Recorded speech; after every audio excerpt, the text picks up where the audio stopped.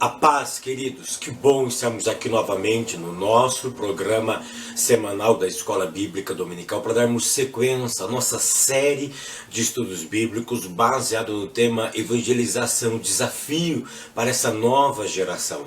E nós chegamos na lição de número 7 e hoje a lição de número 7 tem como título Evangelho no mundo acadêmico e político. E a nossa leitura bíblica em classe se encontra no profeta Daniel, no capítulo 2, do verso 24 ao verso de número 28. Então Daniel, profeta Daniel no Antigo Testamento, capítulo número 2, do verso 24 ao verso de número 28. Então hoje o nosso foco vai ser a evangelização. O anúncio do Evangelho no mundo acadêmico, tá? No mundo universitário, no mundo do saber e também no mundo da política, da legislação, daqueles que governam o nosso país, o nosso estado, o nosso município, a nossa nação. Tá bom? E eu queria mandar paz do Senhor para os irmãos lá do Maranhão, tá? O irmão mandou uma mensagem carinhosa para mim. Fabio, manda um alô aqui para nós do Maranhão. A todos os irmãos do Maranhão, já tive o prazer de estar 2 vezes nessa cidade maravilhosa. Então que Deus continue abençoando a todos os irmãos que moram aí no Maranhão, que anuncia o Evangelho aí no Maranhão. Quero mandar também um alô para os irmãos da cidade de Limeira, no estado de São Paulo. Estive recentemente ali num congresso da mocidade. Foi um congresso assim realmente maravilhoso na igreja do pastor do campo, do pastor Levi, tá? O pastor local é o pastor Natalino, nos recebeu muito bem, eu e a minha esposa, enfim, toda a liderança da mocidade do campo de Limeira, que Deus continue realmente vos abençoando. Então, lição de número 7, hoje nós vamos falar sobre a evangelização no mundo acadêmico e no mundo da política. Tá? O mundo acadêmico em questão aqui é o mundo universitário, é o mundo do saber, é o mundo da intelectualidade. E aí a minha primeira pergunta, que eu gostaria que vocês fizessem também para a classe de vocês, esperasse que eles respondessem, formassem opiniões, por que nós devemos anunciar o Evangelho para o mundo acadêmico? Para que anunciar o Evangelho para o academicismo? Para que levar o Evangelho no mundo do saber? Tá? Isso é muito interessante. O nosso autor ele vai usar uma expressão muito forte, que ele diz que é de máxima importância. Tá? É dar-nos a entender sobre a importância máxima que tem esse grande grupo, os grupos dos intelectuais. Tá? E eu fiquei pensando, por que nós devemos anunciar o Evangelho para essa massa, para esse grupo, tá? Na nossa nação? Eu cheguei a algumas conclusões, e uma das conclusões é que no mundo acadêmico, no mundo do saber, no mundo do conhecimento, é nesse mundo que é de grande relevância nós levarmos o Evangelho para eles, porque é dentro deles que nascem as ideias, os projetos, as leis, que nasce tudo aquilo que vai permear a vida nossa, que vai permear a vida das outras pessoas. É no mundo científico que vai nascer ideias, projetos, leis, aonde vai governar a nossa história, que vai delimitar o que eu posso e o que eu não posso fazer. É o que vai delimitar para a sociedade o que é certo e o que é errado. Então, se nós não anunciarmos o Evangelho para este grupo de pessoas, que são homens que pensam, são mulheres que pensam, são pessoas que vão criar, que trabalham no mundo das ideias, que trabalham com projetos, que trabalham com leis, e isso tudo vai reverter no que? Numa praticidade da sociologia, onde a sociedade vai responder de acordo com aquilo que eles pensam. Então, se eles tiverem um pensamento anticristão, um pensamento antibíblico, nós teremos atitudes antibíblicas, nós teremos atitudes anticristãs. Então os irmãos conseguem perceber a grande finalidade de nós alcançarmos esse tipo de grupo, o grupo acadêmico e o grupo da política, porque são eles que criam ideias, são eles que fazem projetos, e são eles que criam a leis, que vai governamentar, que vai regir toda a nossa existência dentro de uma sociedade, dentro do mundo social, dentro da nossa praticidade. Então as teorias que eles criam, as teorias que eles trabalham, revertem em praticidade. É por isso que nós temos que alcançar o mundo acadêmico, para que esse mundo acadêmico comece a pensar de forma ética, de forma correta, de forma cristã. Então é nessa linha que vai trabalhar a nossa lição de número 7. É nessa linha de pensamento que nós vamos trabalhar, porque eles formam ideias, eles formam projetos, eles criam lei, então eles vão fazer de acordo com o seu pensamento, eles vão fazer de acordo com os seus princípios, e se forem princípios anticristãos, nós teremos um sério problema, mas se forem princípios cristãos, nós vamos construir uma sociedade que vai pensar, que vai agir de acordo com a palavra de Deus. É por isso que esse grupo é de suma importância. Então nós vamos trabalhar dentro da perspectiva do profeta Daniel. Então hoje nós vamos ver na nossa lição o exemplo do menino Daniel e dos seus 3 amigos que honraram a Deus e anunciaram o senhorio de Deus no mundo já corrompido. Quem não se lembra da história de Daniel? Inclusive nós tivemos um trimestre que abordamos só o tema Daniel. Nós estudamos os 12 capítulos do profeta.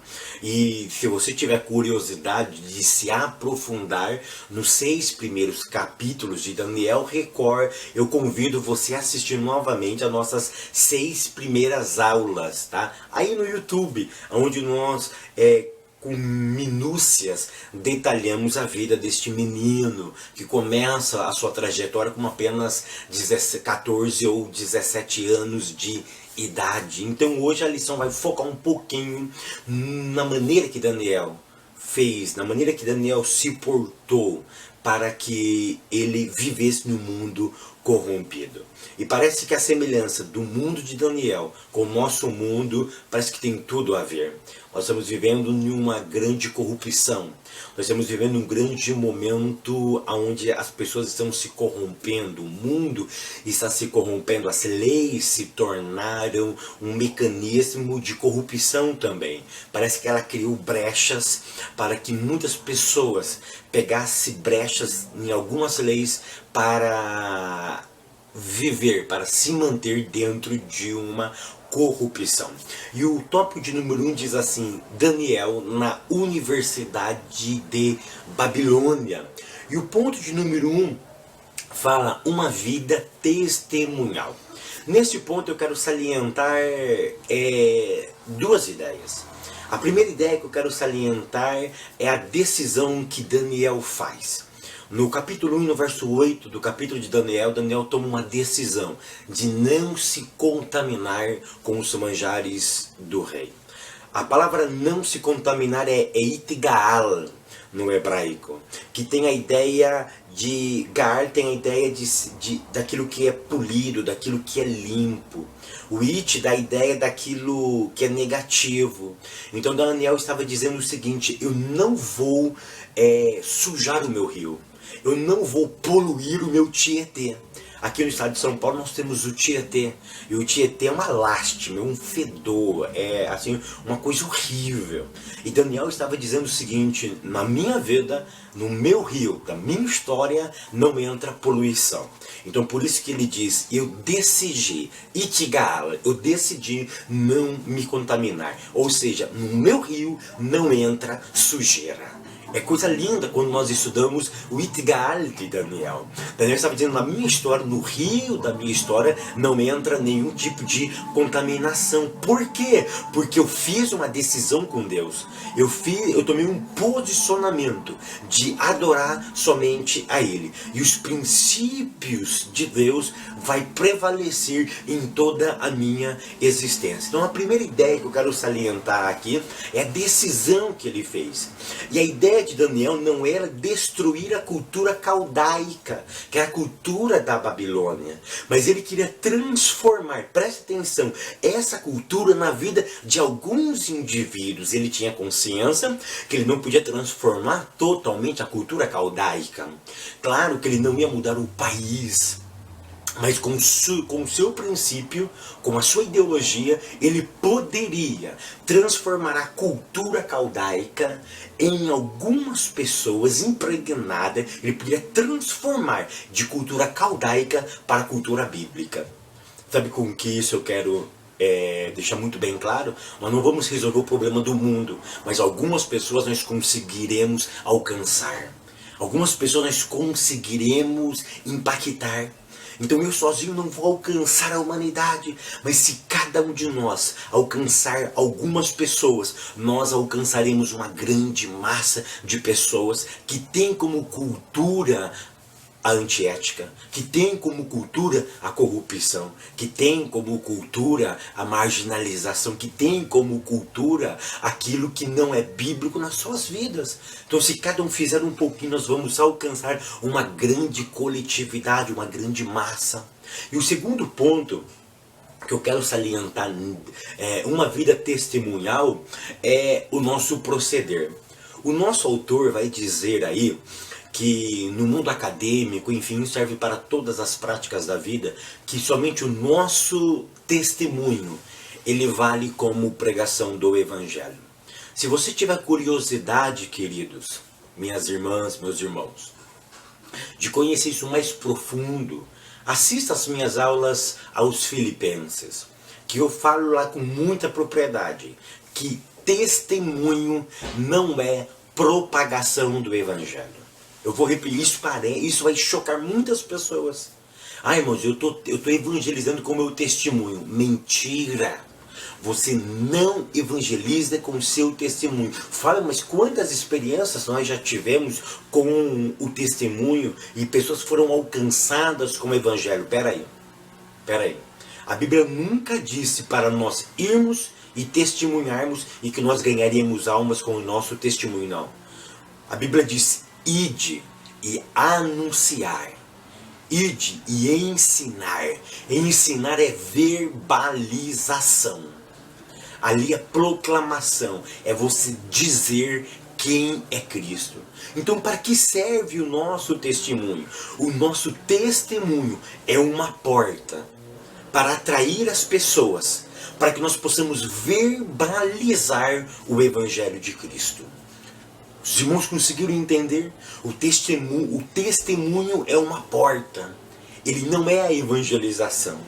O testemunho é uma porta que Deus abre ela através da minha vida. Pessoas vão ficar incomodadas, pessoas vão ficar percebendo a maneira em que eu atuo. E aí a pergunta é óbvia: você é crente? Você é cristão? Quantas vezes isso não aconteceu? Essa semana aconteceu comigo no meu emprego. Um caminhoneiro fez essa pergunta para mim: você é crente, não é? Ou seja, a minha maneira de agir causou diferença para ele. Foi aí que eu entrei com o Evangelho. Então os irmãos percebem que a minha vida em si, ela simplesmente é uma porta que Deus abre para que eu possa verbalizar o Evangelho. Então, a grande finalidade do meu testemunho é abrir portas para que eu possa verbalizar o Evangelho, porque o Evangelho tem que ser anunciado verbalmente. Isso é muito interessante. Ponto de número 2, uma carreira acadêmica testemunhal. Nesse ponto, eu quero salientar uma ideia básica. Qual é a ideia? A ideia é no mundo da universidade, no mundo escolar, vamos dizer assim, tá? Isso começa desde a mais tenra idade, tá? Nossos filhos entram na escola E o que ele está focando aqui, é claro, que é no nível mais intelectual, no nível onde o psique funciona com uma razoabilidade muito mais aguçada do que na infância, onde a razoabilidade ou a razão ela ainda é um pouco menor, porque ela sofre alguns tipos de influências. Mas o nosso autor ele cita Daniel capítulo 1, verso 20, onde Daniel, depois de 3 anos na universidade, ele foi aprovado com nota máxima. Tá? Daniel foi um aluno exemplar. E aí o nosso autor ele diz que os nossos universitários eles deveriam dar testemunho também nas notas. Ou seja, é claro que isso é muito relativo, tá? Porque isso não envolve o cristianismo, presta atenção. Ele não deixa você mais inteligente do que os outros, tá? Isso demanda o tempo de estudo que você dá para determinadas coisas. Então, se você estuda mais afinco, é claro que você vai sobressair sobre os outros alunos. Mas eu entendi a ideia do nosso autor. A ideia do nosso autor é aquela ideia antiga, tá? Sabe o que é? De não colar, tá? De não colar. Na hora da prova, você não pegar a cola do colega.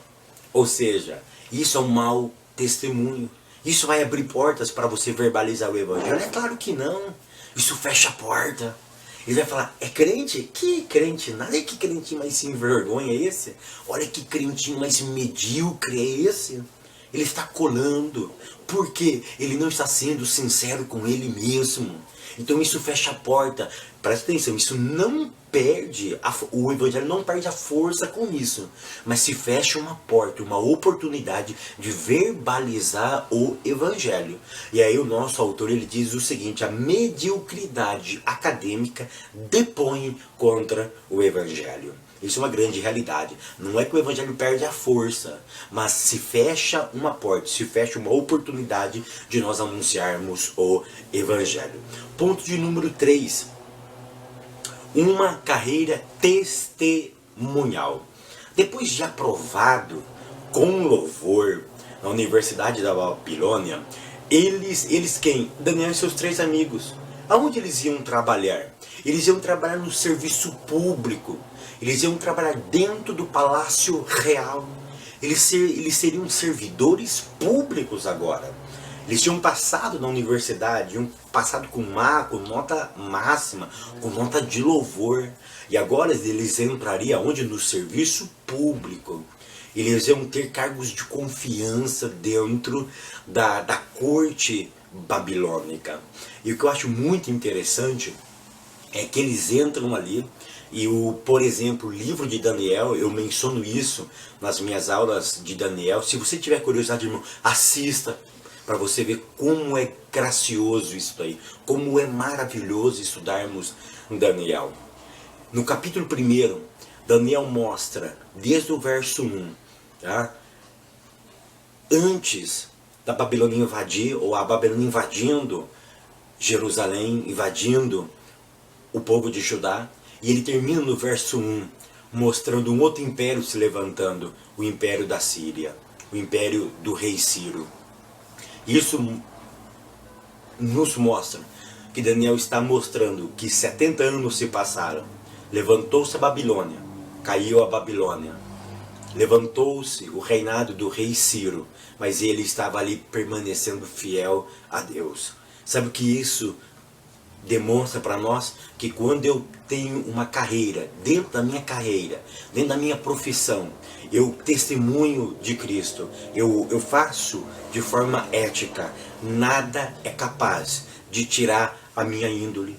Ou seja, levanta-se e caem-se pessoas, mas nós permaneceremos inabaláveis. Daniel, ele perdura os 70 anos do Império Babilônico. O Império Babilônico caiu por causa da sua corrupção, mas por causa da sua fidelidade, Daniel estava se mantendo ainda em pé.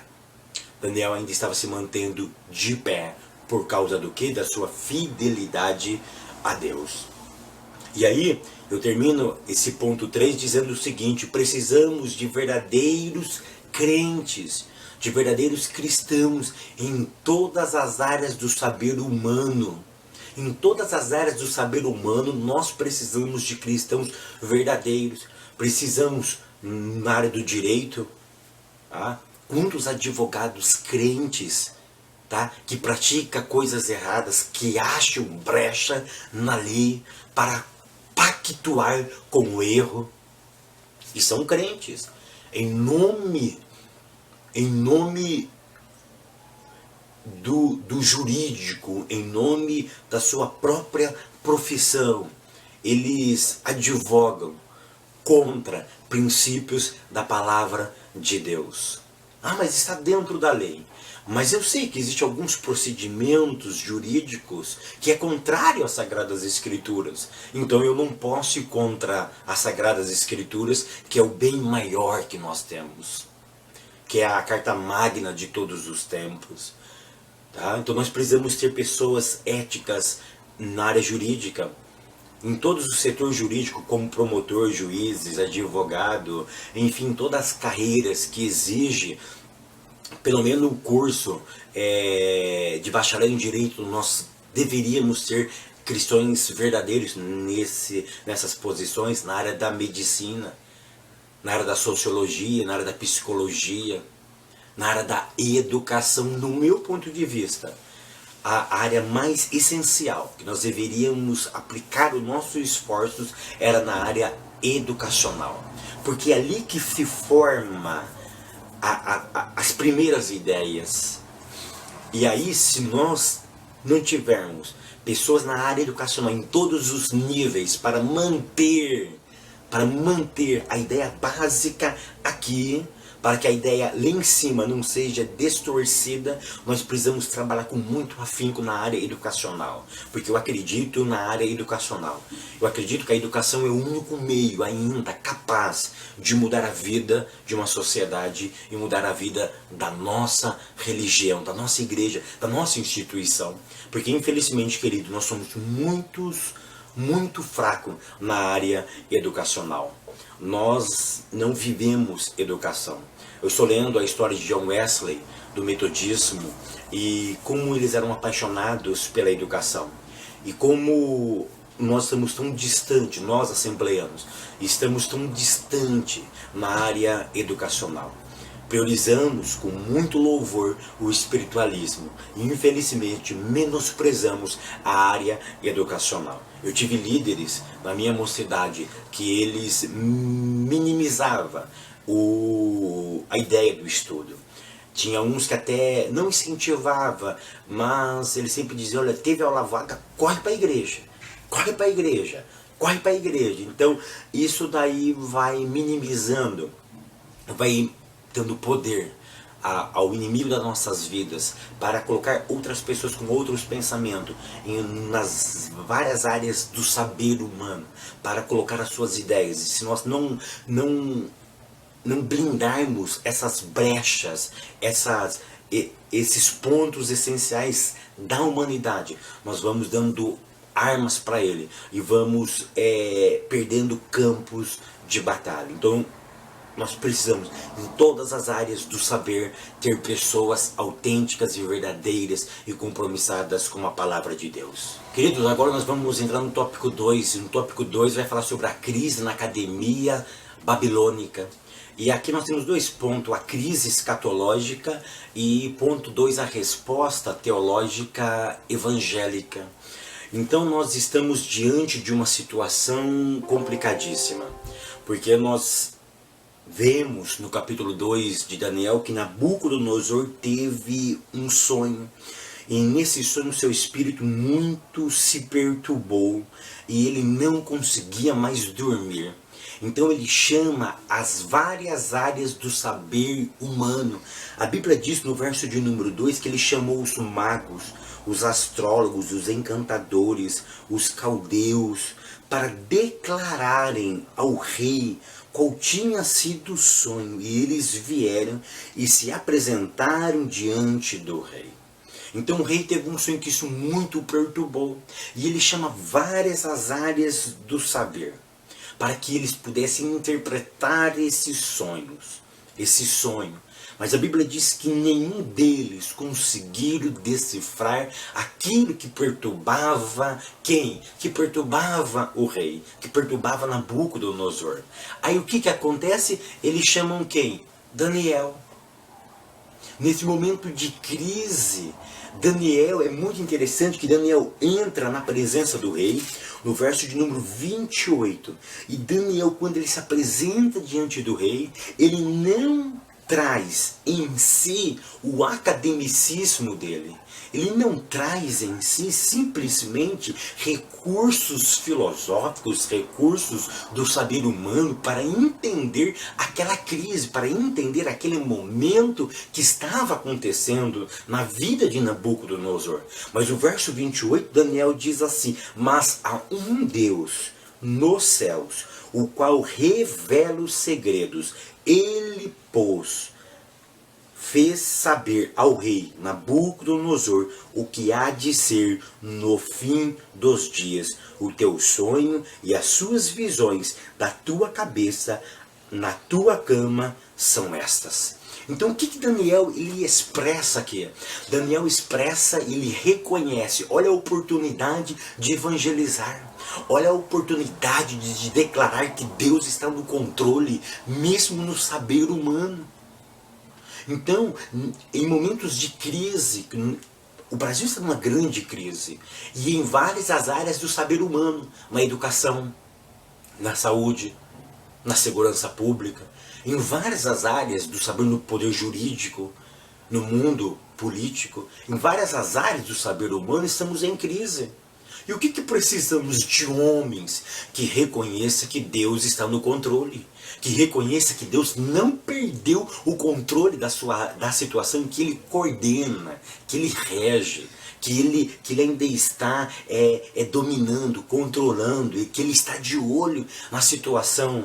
E Daniel ele demonstra isso. Isso é muito interessante. Nós precisamos de homens em várias áreas do saber humano que reconheçam que Deus ainda controla o universo e intervém na história do ser humano. Tópico número 3, a intervenção de Deus na política babilônica. Ponto 1, a corrupção de Babilônia. E o ponto 2, Daniel, o incorruptível. Tá? A corrupção de Babilônia. Tá? Aí já vamos mais para o capítulo 5 de Daniel, onde a Bíblia nos diz que Belsassar, ele estava governando juntamente e posteriormente a Nabucodonosor, e a Bíblia diz que Nabucodonosor ele reconheceu algumas vezes que Deus estava no controle, já Belsassar não. Belsassar é um homem maligno, um homem meticuloso, um homem calculista, frio, insensível à religião cristã, vamos pensar assim, aos princípios de Deus. E ele era baseado na sua vida de orgia. Então ele estava caminhando o povo para isso também. E a Bíblia nos narra que eles estavam num certo dia e uma inscrição, uma escrita apareceu na parede, sem auxílio de mão nenhuma, sem auxílio de nada, apareceu o que? Aquela inscrita na parede. E eles ficaram perturbados, e ninguém decifrou aquilo também.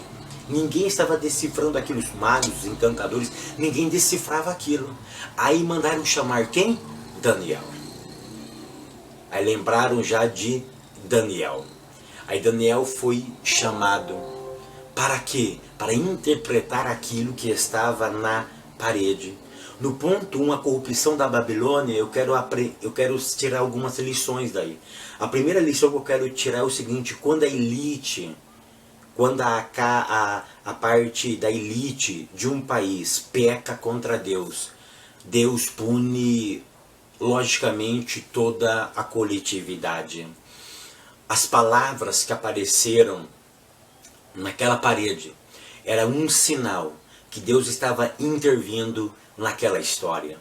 Deus não estava contente com como os políticos da Babilônia estavam governando aquela nação. Eles não estavam suportando mais. Tá? A Bíblia nos conta, isso é bíblico, querido, que Deus tem um cálice de medida. Quando esse cálice transborda, Deus pune a nação. Deus pune as pessoas que transbordaram o cálice. E ali, Babilônia chegou no cálice, chegou na medida de Deus. E aquela medida transbordou. Então Deus pune. Então colocou uma inscrição ali, Mene, Mene, Tekel, Ufarsin. E aí ninguém interpretava aquilo. Aí ponto 2, chamou quem? Daniel, o incorruptível. Lembra do Itgaal, do capítulo 1, do verso 8, que no rio da história dele não tinha corrupção? Daniel tinha toda a autoridade para interpretar aquilo, sabe por quê? Porque no serviço público ele não tinha sido corrupto. Ele não tinha sido corrupto no serviço público. Quando chega Daniel ali, Daniel vê aquela inscrição e Deus dá interpretação para ele. Olha o que o nosso autor da nossa revista diz. Ele não foi politicamente correto. Hoje muitas pessoas é politicamente correto. Ainda mais alguns líderes das nossas igrejas, das Assembleias de Deus no Brasil, quando recebem, sabe quem? Quando recebe candidatos do alto escalão, acabam sendo politicamente corretos. Eles recebem ali prostitutos, eles recebem ali homens que traficam drogas, eles recebem em cima do púlpito homens que traficam armas, eles recebem em cima dos nossos púlpitos homens que frequentam prostíbulos, homens que fazem festinhas de orgia, e nós colocamos em cima das nossas tribunas. Daniel não, Daniel foi incorruptível, sabe por quê? Porque o Itgaal estava na veia de Daniel ainda, no rio dele não tinha contaminação.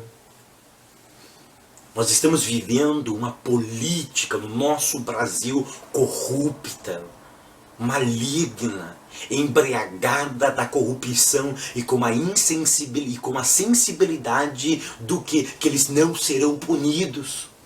E infelizmente a área cristã está envolvida. Alguns pastores corruptos estão se aproveitando da nossa política, que infelizmente não trabalha para o povo, mas trabalha para si próprio. Estão se beneficiando para se enriquecer. Se embebedam deste poder para vangloriar-se e para subir uma escala social. São homens corruptos. São homens que não podem dizer como Daniel e Itgaal. Não pode, porque no rio deles são corruptos. Quantos vereadores das nossas igrejas são corruptos? E nós apoiamos ele. Sabe, queridos, eu não vou entrar nessa área aqui, mas político, tá? Vereador, por exemplo, não é para fechar, rua para fazer trabalho de igreja. Você sabia que você, cidadão, você pode ir na prefeitura e pedir para que se feche uma rua para você fazer determinada atividade? Você não precisa de vereador. Tá? Mas ele se acha o máximo. Nós estamos infelizmente embriagados. Quantos escândalos de corrupção nós estamos vendo com vereadores cristãos, com prefeitos cristãos. Nós nunca tivemos tanto evangélico no Congresso, mas nunca tivemos tanta podridão, tanta corrupção envolvendo os nossos evangélicos. Teve um grande pastor nosso, nacional, que ele disse num grande evento, ele disse em Camboriú, que ele nunca entraria na política, e agora é um político. Nós precisamos de homens que prezem pela palavra. Se a Bíblia diz que a nossa palavra deve ser sim, sim, ou não, não, o que passa disso é procedência maligna. Nós precisamos ter caráter. Mas sabe por que nós estamos nos embebedando? Nós estamos nos embriagando com o poder. O poder está tirando a nossa razão. Está tirando o nosso senso de sensibilidade. Nós estamos perdendo o foco. E, infelizmente, uma grande massa dos evangélicos são massa de manobra. É por isso que nós precisamos. Deus conta com você, meu professor. Deus conta com você, minha professora, para abrir os olhos dessa grande massa, para dizer para essa grande massa que nós não podemos nos corromper, nós não podemos ser politicamente corretos, nós temos que anunciar o evangelho da maneira que ele é. Daniel chega lá, Daniel não era porque o rei Belsazar estava lá, não. Daniel interpreta Mene, Mene, Tekel, o farsim pesado, fosse na balança e você foi achado em falta. tá faltando, foi pesada a tua vida e você foi encontrado em falta, você é devedor, você tem um saldo negativo com Deus. E todas as pessoas que têm saldo negativo com Deus têm que prestar conta, têm que pagar as suas dívidas. E ele não foi politicamente correto. Nós estamos chegando nas eleições agora. Quantos corruptos vão subir nas nossas tribunas?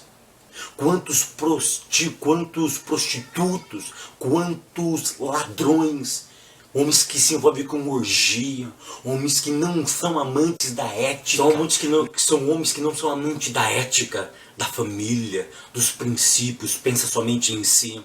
Mas está na hora de nós mudarmos isso, querido. Está na hora de nós mudarmos isso no nosso país. Precisamos urgentemente mudarmos essa situação no nosso país. Eu quero concluir a aula de hoje dizendo o seguinte, que possamos, nós como cristãos, entrar em todas as áreas do saber humano para salvar mente e alma das pessoas. Que possamos salvar mente e almas dos brasileiros, que possamos fechar as brechas do maligno e podermos abrir portas para anunciar o Evangelho em todas as áreas do saber humano. Que Deus abra essa porta, que nós entremos por ela e que nós continuamos a fazer aquilo que Deus colocou no nosso coração. Que Deus continue abençoando a todos, até semana que vem, querendo Deus.